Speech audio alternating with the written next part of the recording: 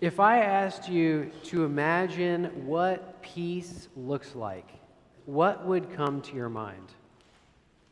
Maybe you would think about two nations locked in war and their leaders coming together to end hostilities.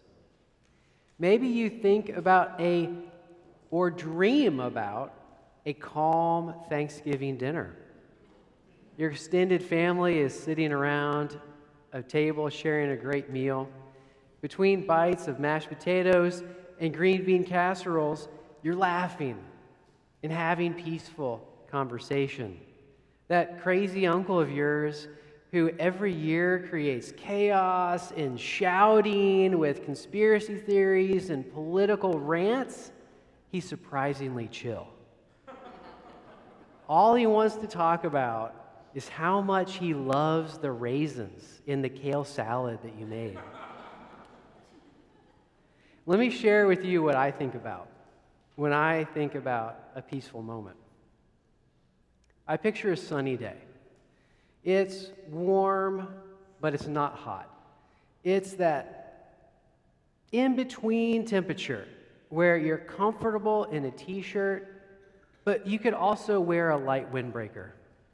I'm on a rocky beach in the Pacific Northwest, and a few family and friends are there with me, and we're sharing a picnic lunch. And we're having nice, casual conversation about the merits of contemporary German existentialist philosophy. Hey, this is my picture of peace. You may have a different one, and that's okay. Well, no matter how you picture it, I think peace is something that all of us want. Well, this morning in our gospel reading, Jesus offers peace to his disciples and to you and me. And I'd like to consider what this peace is that Christ offers to us and how we can experience that today. What's interesting to me about this peace that Jesus offers is that for most of the people that Jesus came in contact with, the outward circumstances that were causing them to not be able to experience peace were not resolved. 99% of the people that Jesus met were not physically healed. We read about healings in the New Testament, but the reason why we read about them is because they are extraordinary. They didn't happen very often. And then there was the Roman occupation of Judea. Almost every Jewish person in Jesus' time wanted the Romans to leave because they were causing their communities harm. Jesus never overthrows the Romans. In fact, this is probably why the disciples scattered and were dejected after Jesus died on the cross, because they thought their one chance at attaining peace was now gone. And then even after Jesus' resurrection, people still got sick. They went through hard times. They lost those they loved. The Romans remained in power. So how could Jesus, in John chapter 14, tell his disciples that he's giving them peace? Well, there's this idea that some of you who are psychologists might know. I first encountered it when I was reading the French psychoanalyst Jacques Lacan. Lacan said that most people who experience emotional turmoil, they don't really want a cure.